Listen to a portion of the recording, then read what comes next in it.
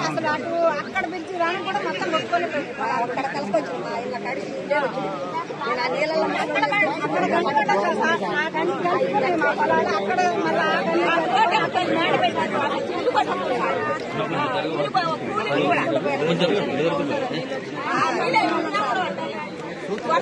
భయం భయం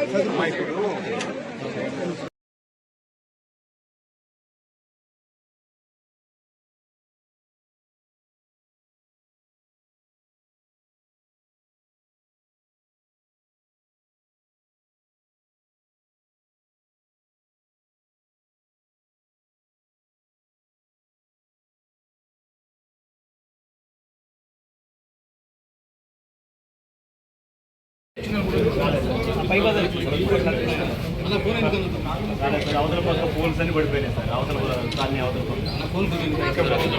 కరెక్ట్ రాలేదు.